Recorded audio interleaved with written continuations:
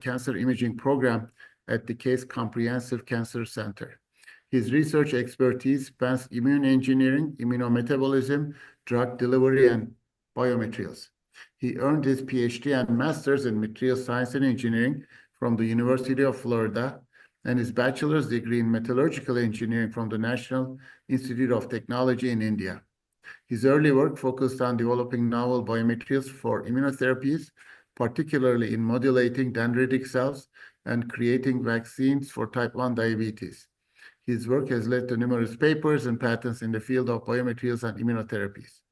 At Case Western, he is dedicated to advancing the field of immunoengineering and immunometabolism.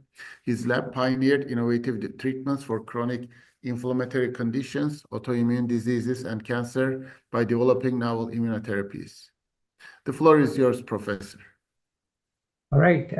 Thank you, Mehmet. And thank you, Ali and Johnson as well for the invite and giving me the chance to share the work that is done in our lab here at Case Western. And boy, I've come quite a far from metallurgical engineering in doing bachelor's in metallurgical engineering to doing immunoengineering and immunometabolism now. But yeah, again, thank you so much for the invite. Today we are going to talk about utilizing metabolite-based formulations and how you can utilize these formulations to modulate different types of immune responses. Now, this particular topic, immune engineering and immunometabolism, it is quite interdisciplinary, right? It requires various different expertise from different people. So in my lab, we have trainees, PhDs, and postdoctoral fellows coming in from very different perspectives and with different expertise. So we have all the way from chemical engineering, biological engineering trainees to oncology, immunology programs, chemists and immunology expertise as well. And depending on each trainee's interest, right, we have various different projects ranging from immunosuppression to pro-inflammatory responses, cancer and autoimmune diseases. But they all have this common concept of engineering the metabolism of the immune system and trying to understand really if we can, by modifying this metabolism, generate an immune response that can modify disease outcomes. So ultimately, we are focused on metabolism of cells and specifically within that parameter, looking at immune cells, right? So now, as many of you already know, right, metabolic pathways are very important for various different reasons, right? And what I really like about this cellular metabolism is that all these pathways, they are connected to each other intricately, right? So if you are going to modify one of the metabolic pathways, it's going to modify another metabolic pathway as well, because it accelerates or decelerates specific type of enzymes in the metabolic pathways. So, and these metabolic pathways are utilized by immune cells and other cell types, of course, for various different reasons, right?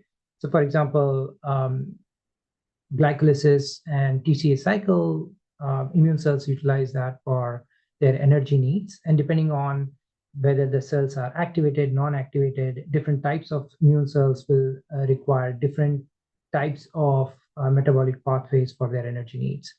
Of course, these cells also utilize metabolic pathways for biosynthesis. So you can actually manipulate expression of specific type of proteins and other biomolecules by altering the metabolic pathways. So you can either accelerate the metabolic pathways or inhibit metabolic pathways using metabolic inhibitors or enzyme inhibitors and modify these biosynthesis of specific molecules that is of interest. And that is known to modify disease outcome. So in addition to energy and biosynthesis, these metabolic pathways also take part in cellular regulation. So think from the perspective of phenotype of cells, protein expression of cells, function of cells, right? So for example, it is well understood that certain metabolites like succinic acid and alpha-ketogluteric acid, they can lead to changes in immune cell proteins or activation profile, and thereby modify the immune responses and thus regulate the immune cell function, right? In addition to that, certain metabolic pathways like glutaminolysis, right? So the conversion of glutamine to glutamate, these are very important for the production of intermediate metabolites like glutathione, which can directly affect redox homeostasis of the cells, or redox biology of the cell, of the immune cells. And again, those are critically important for immune cell function, right? So essentially, I'm trying to say that, or trying to convince you that, metabolic pathways are important and they control all these different parameters of a cell, and you can truly control cellular function with these metabolic pathways. And this is so much more true for immune cells, right?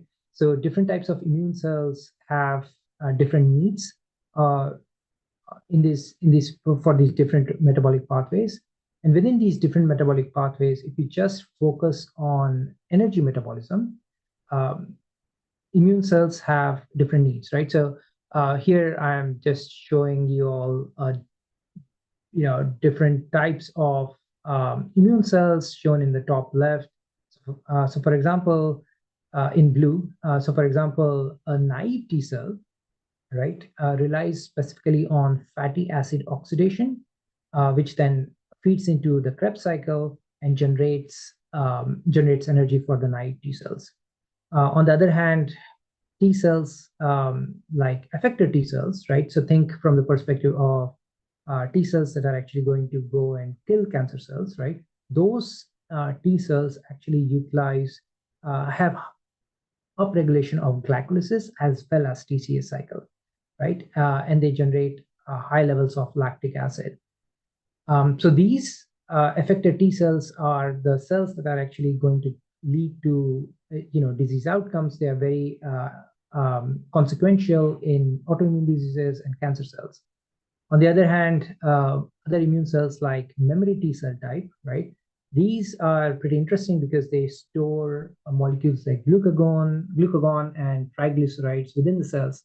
And if they are exposed to the protein of interest, so whatever antigen or protein they are specific to, they're exposed to that particular antigen, they utilize these particular molecules for faster response. So think from the perspective of vaccines, right? You have these memory T cells floating around in the body. And if we get exposed to the pathogen again, these memory T cells come into action, start utilizing glucagon and triglycerides, and start generating quick energy, right? And start generating the immune response that you need. On the other hand, regulatory T cells, they act very much like naive T cells and depend on fatty acid oxidation. So these are the adaptive immune system branch. On the innate side, I'll just give you an example of these macrophages, because I'll be talking about these later in the later slides. But in case of M1-like macrophages, so think about pro-inflammatory type of macrophages, their TCA cycle is broken in the sense that glycolysis is upregulated. And generally what happens is the end product of glycolysis is lactic acid. And just before that, there's an intermediate product, metabolite called pyruvate, which then feeds into the TCA cycle. But in this case, in M1-like macrophages, this pyruvate directly goes to citric acid, and glutamine goes to becomes succinic acid.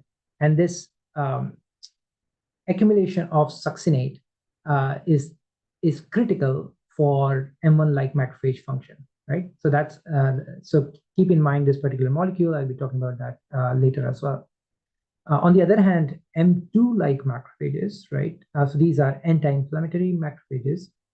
These again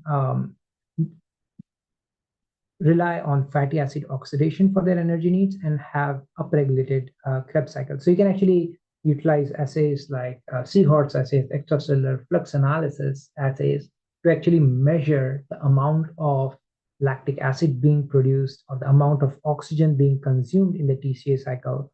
And you can actually confidently say that, oh, this particular macrophage is behaving like M1-like macrophage, whereas the other macrophage is behaving like M2-like macrophages, depending on which type of energy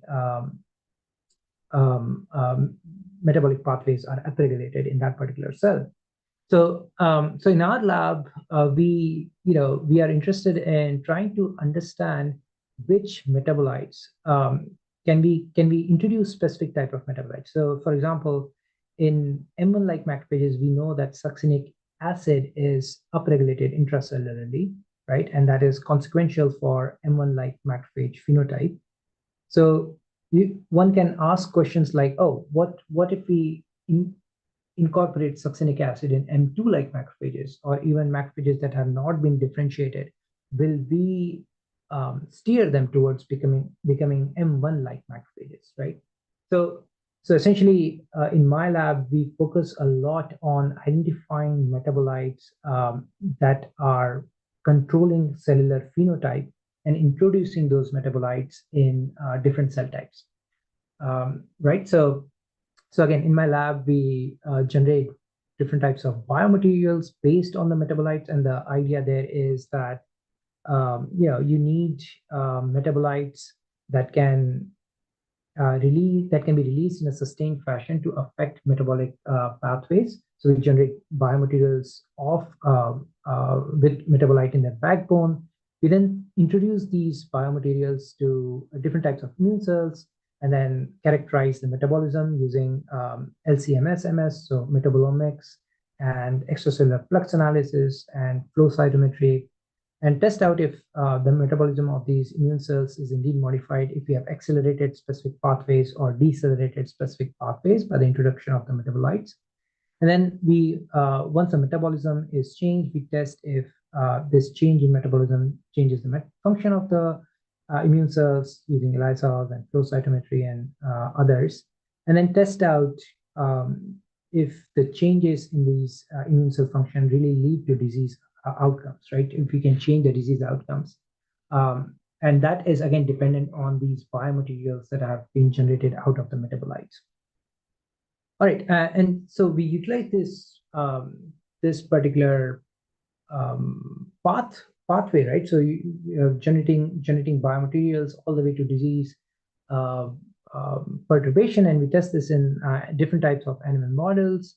And we have utilized this particular idea in various different animal models and looked at disease outcomes from cancer, autoimmune diseases, to pro-inflammatory diseases as well. And again, this requires a lot of collaboration with our colleagues and testing out these biomaterials in different disease models.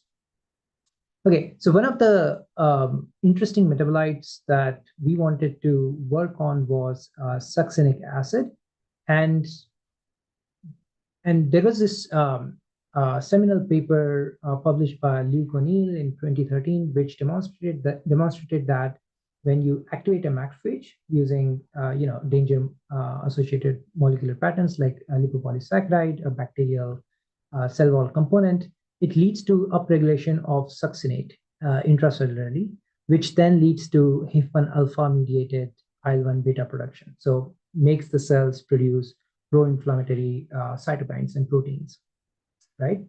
But there are other articles as well that demonstrate that cancer cells actually are able to overproduce succinic acid, which then is excreted out in the extracellular space using these succinic acid receptor called SUCNR1. And these succinic acid molecules are then picked up by tumor-associated macrophages or TAMs. And these are truly more alternatively activated macrophages, so not pro-inflammatory macrophages, right? And what folks have demonstrated in multiple publications is that this succinic acid picked up by the macrophages actually leads to production of IL-6, which then helps the cancer cells metastasize. So there is this conundrum, right? Like, although succinic acid is upregulated in activated macrophages, but also succinic acid is picked up by tumor-associated macrophages, and it does not really affect their phenotype. So we were very curious about this question of whether intracellular or extracellular succinate or succinic acid is important for phenotype changes in macrophages. So in order to ask this question, we had to develop a material that can be that could release succinic acid intracellularly, right, in a sustained manner, and not extracellularly, right? So for that, we generated this a series of different types of polymers based on succinic acid, right? This is a very simple polyester chemistry between succinic acid and diols of various different lengths. And we generated different types of a series of different types of polymers, confirmed that we generated the polymer using NMR and mass spec, and then what we did was we formulated these polymers into microparticles and nanoparticles of various different sizes, all the way from 200 nanometers to 50 micrometer size particles, and then utilize that for our studies, right? So one of the first questions we asked was, okay, if we want to deliver the succinic acid intracellularly, can the immune cells pick up the particles, right? So essentially, we utilize these dendritic cells, which are these bone marrow derived dendritic cells. These are these antigen presenting cells, which essentially form the bridge between innate and adaptive immunity, right? So they are responsible for generating vaccine-like responses and generate cancer immunotherapy as well.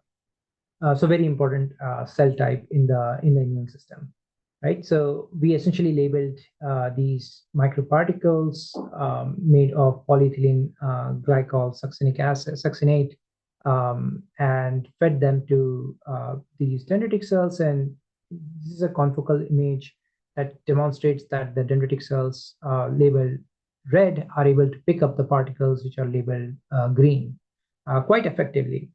All right, and the reason why we chose this particular polymer, polyethylene succinate, is because what we found was these particular polymers, among all the other polymers, were able to release succinic acid with the highest kinetics, right? So we decided to utilize polyethylene succinate for all the subsequent experiments to deliver succinic acid intracellularly in these immune cells. Okay, so we knew that the cells can pick up these particles, and using HPLC, we knew that these particles actually degrade and release succinic acid in a sustained manner, but we did not really know if this particle really contributes to the metabolic pathway or metabolism of these dendritic cells. So in order to test that, we generated polymers and microparticles out of 13C labeled succinic acid, right? And gave them to dendritic cells, and then performed intracellular metabolomics using LC-MS and tried to identify which metabolites in different metabolic pathways actually get labeled with the 13C isotope, right? And what we found was indeed succinate and alpha-ketoglutarate and several different metabolites in the TCA cycle did get labeled with 13C, which tells us that succinic acid is actually getting released from the polymeric microparticles intracellularly, which then comes out into the cytosol via the receptor. I'm not showing you the data, but we identified that as well.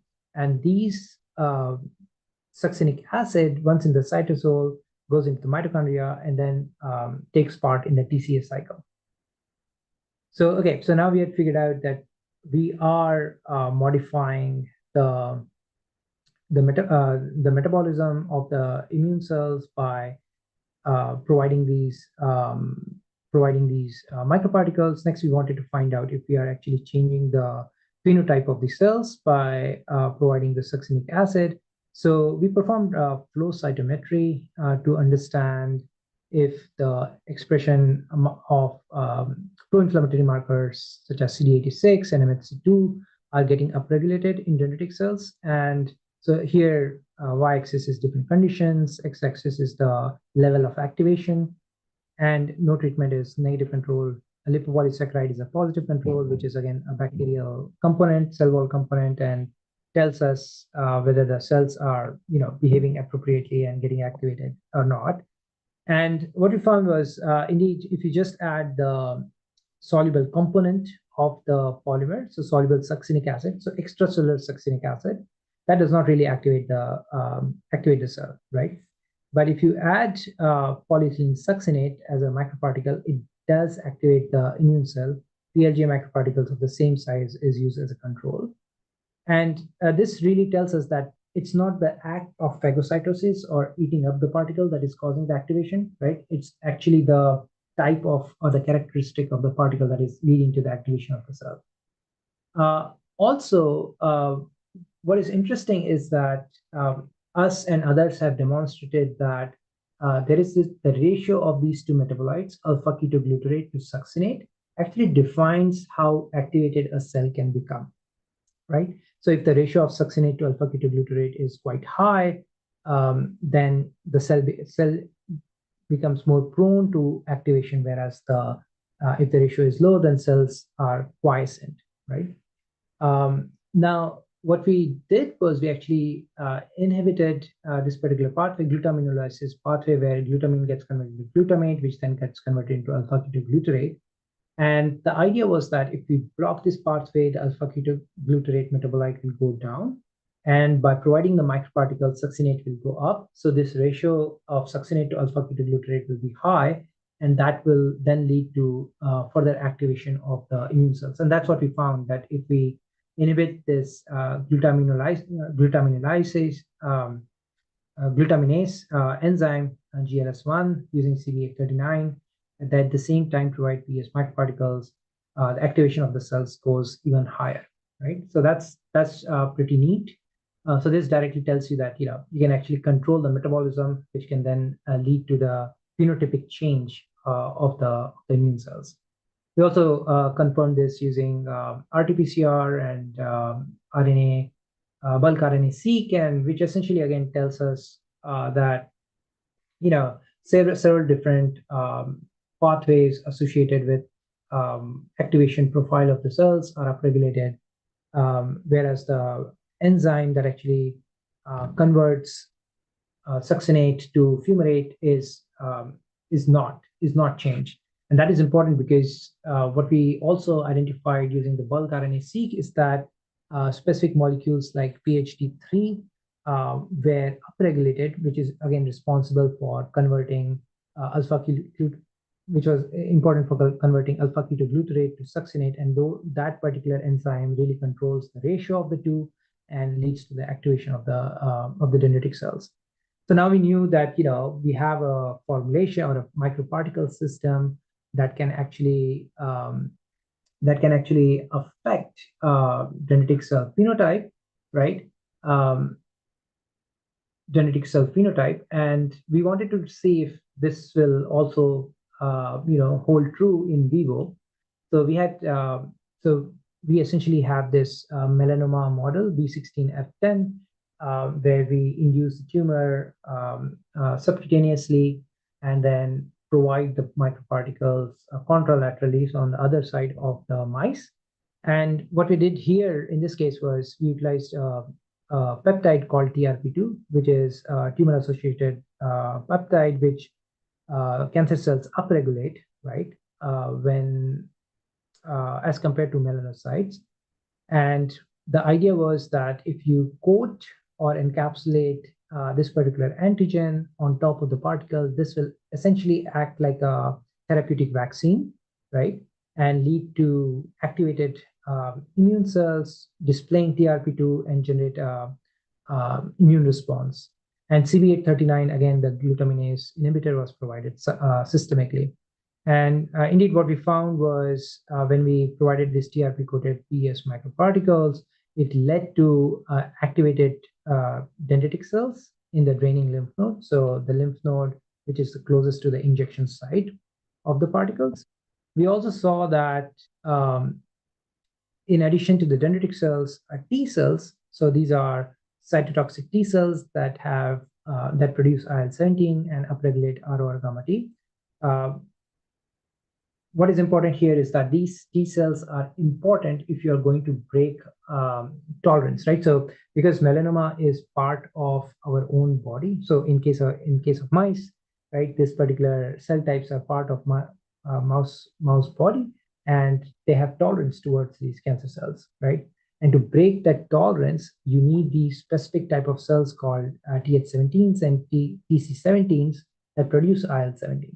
So if you see that we have upregulated these TC17 cell types, it tells us that highly likely the tolerance will be broken against self TRP2 expression, and you will develop some kind of immune response against the cancer cells. So this was highly encouraging to us that we are able to generate metabolite-based particles which themselves act as adjuvants or vaccine-like formulation. They lead to upregulation of TSLP pathway, downregulation of TGF-beta pathway, which then leads to upregulation of IL-1 beta, TNF-alpha, also upregulation of CD86 and 80. Apologize for the typo here. This should be TGF-beta. But again, so this tells us that we can develop metabolite-based particles which act like therapeutic vaccines if combined with an antigen. Now, when we do these experiments, right, a lot of us utilize mice that are younger, right, so 6 to 10 weeks of age, and they have very healthy immune system, right? So we wanted to ask the question that if we are going to modify the metabolism, right, of these immune cells, will that and which then leads to anti-tumor responses, if that will hold true in an aging immune system. So when mammals, or when we age, right, our thymus, where the T cells are produced, it involutes, right, it becomes smaller and disappears eventually.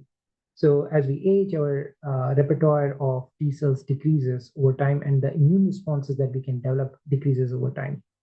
And truly, it's important to develop therapeutics in an aging immune system if you're going to develop an immunotherapy, because in a lot of the cases, especially in melanoma, diagnosis age is around 65 to 66 years. So it's critical to test this out in an aging immune system. In this case, what we did was we installed tumors in mice which are almost 2 years old, and we installed microparticles along with the cancer cells, and just monitored the growth of the tumor over a period of time. And in this case, we did this contralateral tumor implantation because we wanted to test the same immune system on the two different tumors, right? And what we found was indeed PES microparticles or succinate-releasing microparticles were able to decrease the growth of the tumors. And if you combine it with BRAF inhibitors, that also decreased the growth of the inhibitors. But most importantly, what we found was within the tumor, the ratio of pro-inflammatory to anti-inflammatory macrophages was increased quite a bit in PES microparticles as compared to the other controls.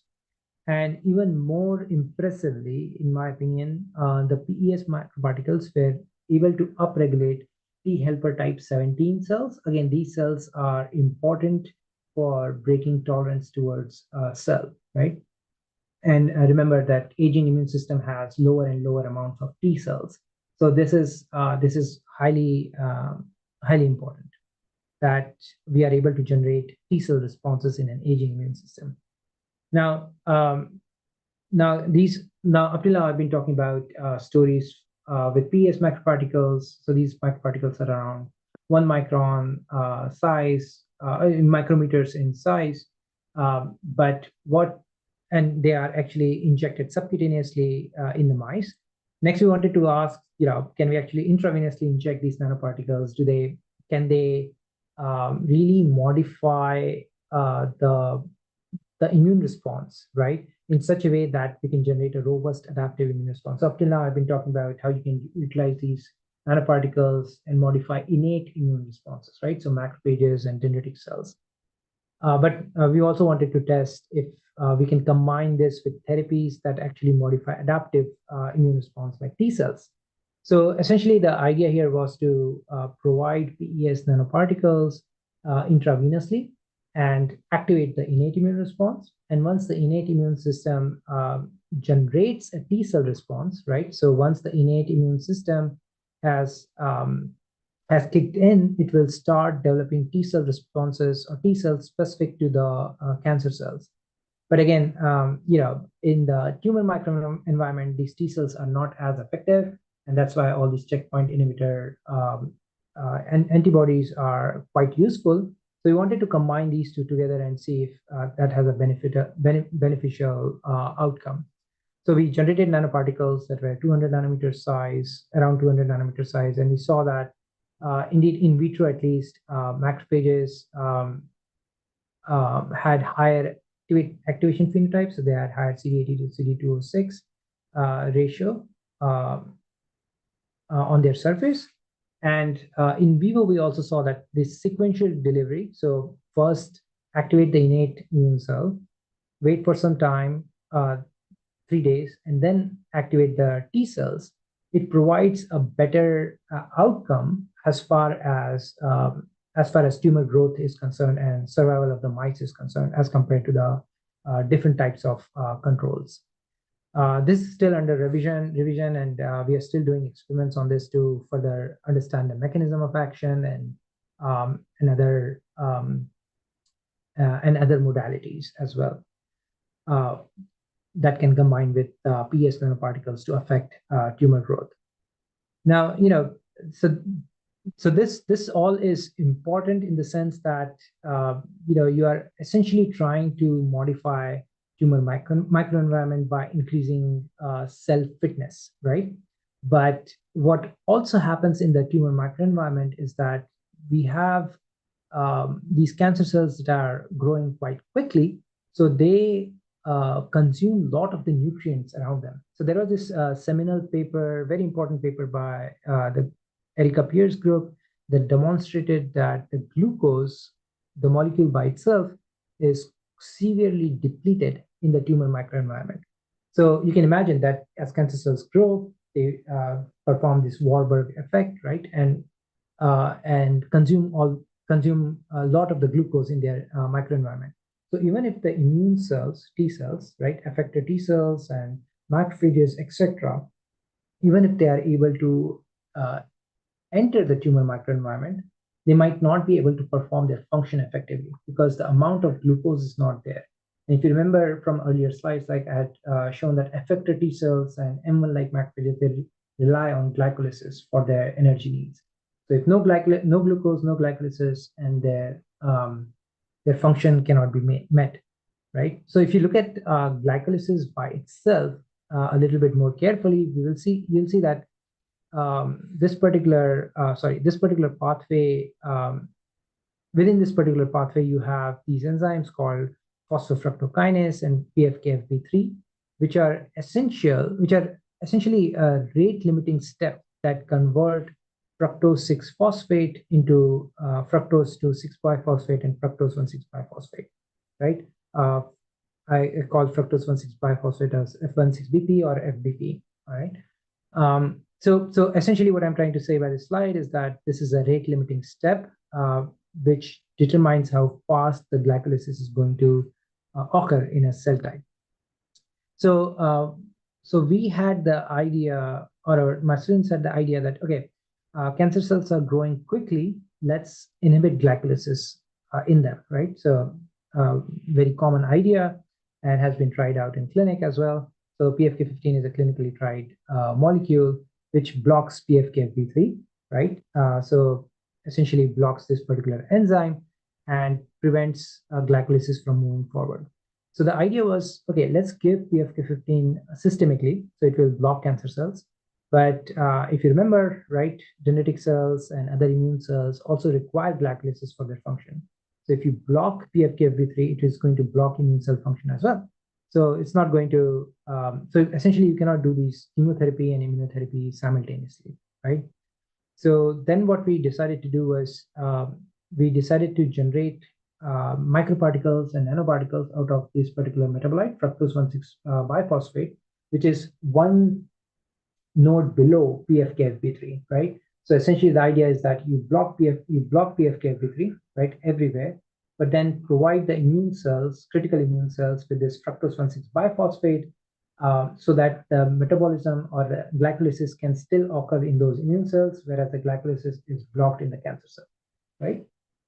So for that, we generated these polymers, which were around micron in diameter, and we demonstrated both in vivo and in vitro that the addition of these particular microparticles in cells can actually rescue glycolysis. So if you just add PFK15, and it will reduce glycolysis in dendritic cells, whereas if you add F16BP to the same cell types, right, the glycolysis goes back up. And then we utilize this particular formulation in two different animal models. One was subcutaneous injection, where we again utilized TRP2 as the antigen, poly-IC as the adjuvant, and demonstrated that with this particular type of vaccine therapeutic, you can reduce tumor growth and have 100% survival.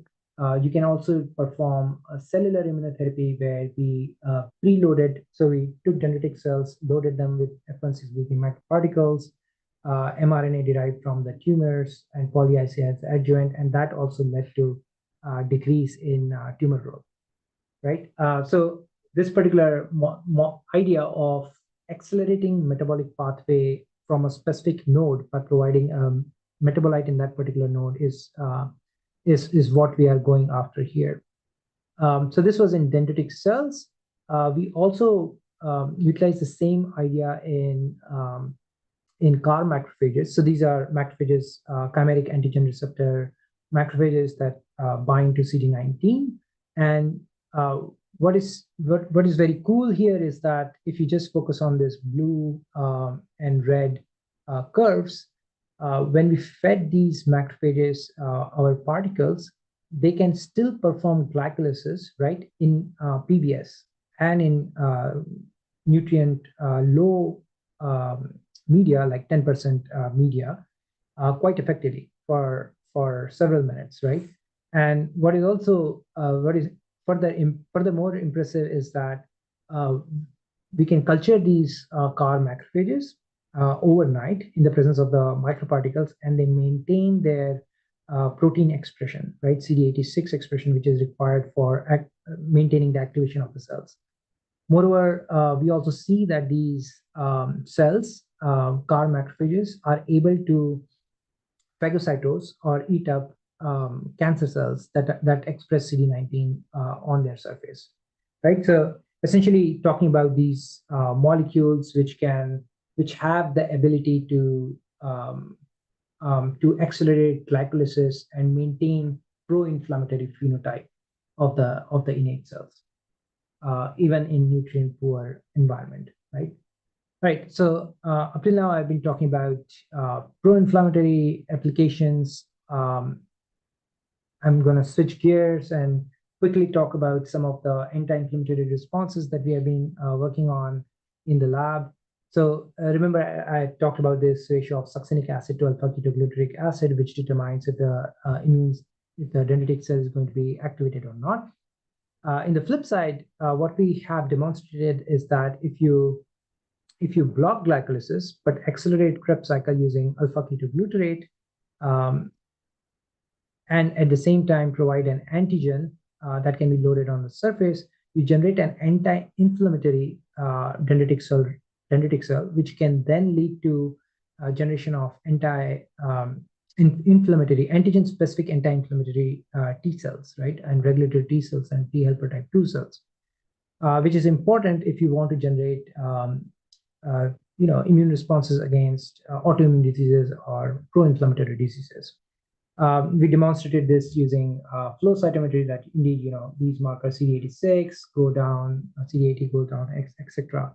when you provide this kind of formulation where a polymer of alpha-ketoglutarate delivers a glycolytic inhibitor and an antigen of interest. We tested this in various different models, but one of them is rheumatoid arthritis. So this is collagen-induced rheumatoid arthritis. We allow the arthritis to form in the mice and then inject 2 doses of 1 milligram of this formulation. And you can notice that after 14 days of injection, the inflammation and the swelling in the paws go down, whereas in the no treatment control, the inflammation still remains in the mice, in the paws of the mice. We also demonstrated, this is a different study, but we also demonstrated that in the same animal model, you can isolate the paws of the mice, perform metabolomics, and identify which, using metabolic flux analysis, you can identify which specific pathway is getting modified because of this vaccine formulation, therapeutic vaccine formulation, right? So in this case, we identified that carnitine pathway is actually upregulating several of the metabolites are getting upregulated, which are involved in the carnitine pathway, which then leads to decrease in the inflammation of the paws. We also show that polyalpha-ketogluteric acid can help in closure of the cutaneous wounds. In my opinion, the biggest take from this particular study was, we found that if you provide this alpha-ketoglutarate molecule, it acts as an anti-inflammatory. So in wound healing, you need a pro-inflammatory phase, anti-inflammatory phase, and then regenerative phase, right? But if you provide alpha-ketoglutarate on day 0, it inhibits the pro-inflammatory phase of the wound healing, and you see that the wound is actually much bigger than the saline control, right? Whereas if you add the particles, then it allows all the different steps of wound healing to occur and closes the wound much faster than the controls. Another example is of the same formulation is that, these antigens that we add in the formulation, we can exchange them because we are generating a microparticle using an emulsion evaporation technique. We can exchange out or, add different types of antigens of our choice. So in this case, we took out collagen, which was used in rheumatoid arthritis, and exchanged that with a peptide called PLP, proteolipid peptide, which is an antigen or a peptide found in the central nervous system, right? So the idea is that you feed these to dendritic cells and they will generate central nervous system specific anti-inflammatory T cells. And these T cells can then go into the brain and reduce inflammation. And this was utilized for traumatic brain injury model. So this is a controlled cortical injury model where we CCI model where we cause injury on the cortex of the mice using a pneumatic hammer. But before we cause the injury, we provide 2 different doses of the particles to preempt the immune system and preload the immune system with the information of generating anti-inflammatory T cells, right? And then we performed a bunch of different behavioral studies and also immune responses to see if these particles actually have an effect. So what we found, very impressively, was when we inject these particles and then we sacrifice the mice on day 28, we see that we have upregulated regulatory T cells in the brain of the mice as compared to the controls. We also saw that the memory T cell phenotype of CD8 positive T cells was significantly downregulated in our microparticles as compared to the control. So these 2 pieces, and I'm not showing all the data, but these 2 pieces of data clearly tells us that we are generating an anti-inflammatory cell population that can affect brain inflammatory brain immune system, right? Immune system of the brain. We also looked at the microglial cell population, which are essentially the macrophages of the brain, and we saw that pro-inflammatory cell types were decreased and anti-inflammatory cell types were increased if you look at the blue graph as compared to the controls. Impressively, what we also found is that because we are modifying peripheral immune systems, so these particles are injected subcutaneously, right? We are generating these anti-inflammatory macrophages that are then infiltrating in the brain at the injury site and reducing inflammation, which are identified using these protein markers. We also did some behavior studies. Like I said, we identified that these markers shown here, these mice in orange that were treated with our formulation, they had the ability to learn much faster. This is a Rotarod test. And also they had less anxiety as observed by increased amount of total distance as compared to the naive mice. I think with the time, I won't go into this particular study, but I'll just finish with the take-home messages. So what we found was if you accelerate glycolysis in dendritic cells, it leads to stronger anti-tumor responses. Also, intracellular delivery of succinic acid activates dendritic cells and leads to a robust anti-tumor response, but not addition of extracellular succinic acid does not do the same thing. Furthermore, we found that simultaneous inhibition of glycolysis and acceleration of Krebs cycle leads to an immunosuppressive dendritic cell phenotype. And this particular formulation, alpha-ketoglutarate-based materials, can be applied, to cutaneous wound healing models, traumatic brain injury models, and rheumatoid arthritis. With that, I would like to thank you for your attention, and also would like to thank all the trainees who worked on this, on these different projects. Also importantly, all the different collaborators without which this work will not be possible. And although I'm not showing all of the work here, there's some, I would like to acknowledge collaborators who have given advice over the years on different projects, and also the funding sources. With that, I would like to again thank you for your attention and be happy to answer any questions that you might have.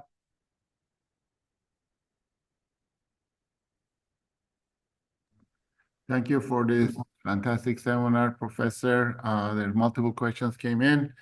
One is, how long were the DCs treated for with the succinate-based particles?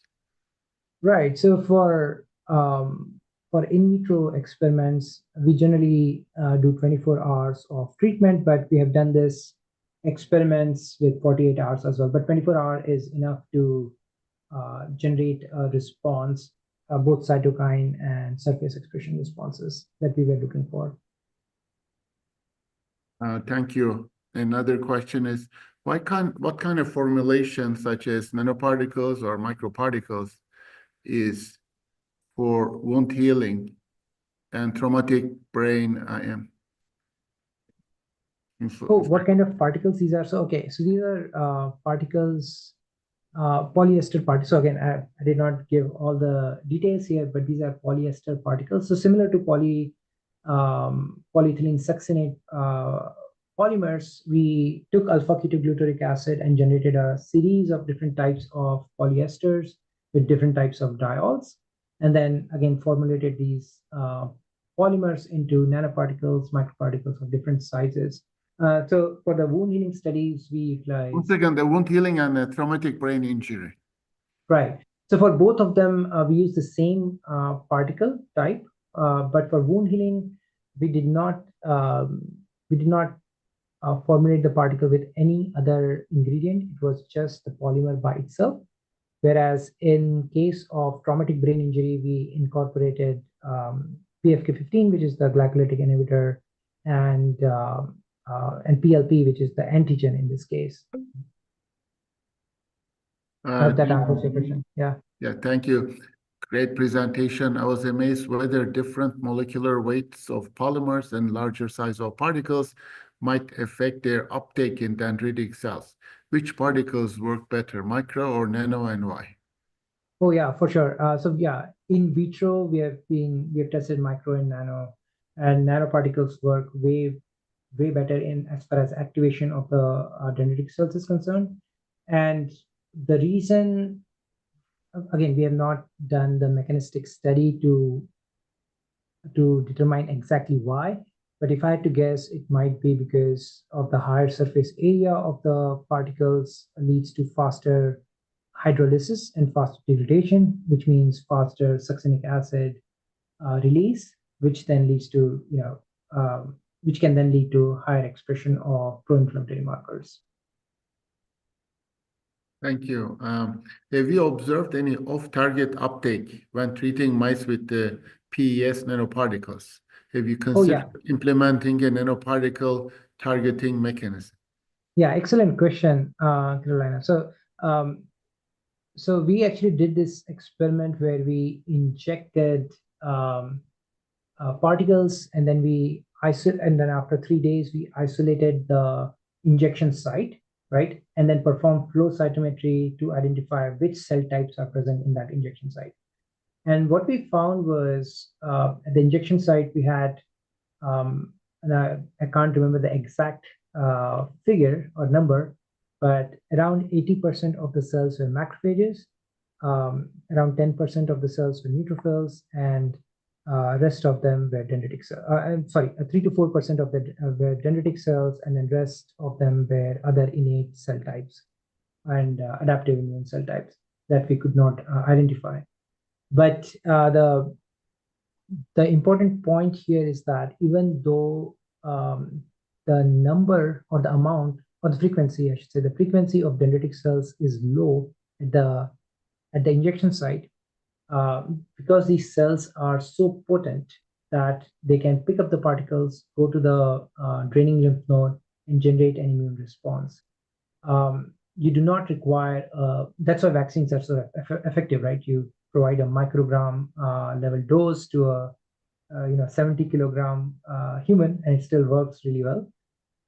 Because the reason for that is because you do not require a whole lot of number of dendritic cells to actually perform or actually generate an adaptive immune response. But yeah, great question. Thank you. What is the effect of the size and shape of nanoparticles and microparticles on triggering inflammatory or anti-inflammatory responses? Oh yeah, okay, very good. So definitely size matters a lot, right? So like I said earlier, nanoparticles generate much more robust response as compared to microparticles. As far as shape is concerned, we have not really studied that yet. If shape really affects the inflammatory pathway, but if you look into literature, Julie Champion and others have demonstrated that the shape of the particles is very important when you consider macrophage phagocytosis and macrophage activation, right? So that's an important thing. Another thing I can tell you about is we looked at actually the crystallinity of the particles. So if you look at just like the basic property, like the crystal, right, crystallinity of the biomaterial, what we actually identified was if you load, so in this case, COF stands for covalent organic framework, right? And COF5 is the most crystalline, which is on your right hand side. COF5 is the most crystalline material, and COF1 is the least crystalline material. And what we did was we actually controlled the chemistry of the reaction and the reaction time, and we could control the crystallinity of these materials very, very precisely. And what we found was if you load these COFs with protein, right, antigen, the amorphous COF, covalent organic frameworks, were better equipped at activating the dendritic cells. So they generated much higher peptide loading on their surface. They generated higher levels of CD86 expression, whereas the crystalline materials were not as effective in generating pro-inflammatory response.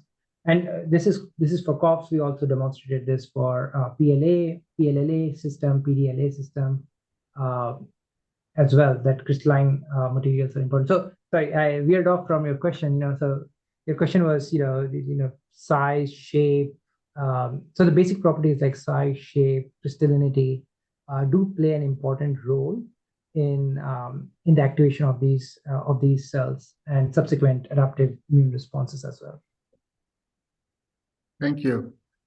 For the pro-inflammatory metabolite-based therapies, is there a concern of potentially bringing about acute tissue-damaging effects or even ignite chronic inflammatory conditions? Yeah, excellent. So we have done these maximum tolerated dose studies in mice, not in larger animals, right? And mice are able to withstand around 250 mg per kg levels of this material subcutaneously injected, which is quite a lot. For a mouse to get that much amount of material is quite a bit. And then we did this tunnel assays and NXN5 assays to test if the injection site leads to any apoptosis in the cells. So we did not find toxicity based on the materials by itself. So the degradation product is essentially not harmful to the stromal cells. Thank you. About the biodistribution of nanoparticles injected for wound healing and brain injury, do they all stay at the site of immunization or end up in liver or other organs? Good question. So in this case, what we did was for wound healing, the particles were quite large, and we applied it cutaneously on the surface, and they remain on the surface. They do not move away. In case of traumatic brain injury, we are injecting subcutaneously under the skin, and we truly have not done biodistribution study and really trying to locate where the particles end up. We don't really know. We only know that they are picked up by dendritic cells and taken to the lymph node by the dendritic cells by labeling the particles and all that. But we don't know where else they go. Well, that's all the questions I have. Thank you for your time and this fantastic talk, Professor. All right. Thank you so much. Again, thank you for having me. This was great.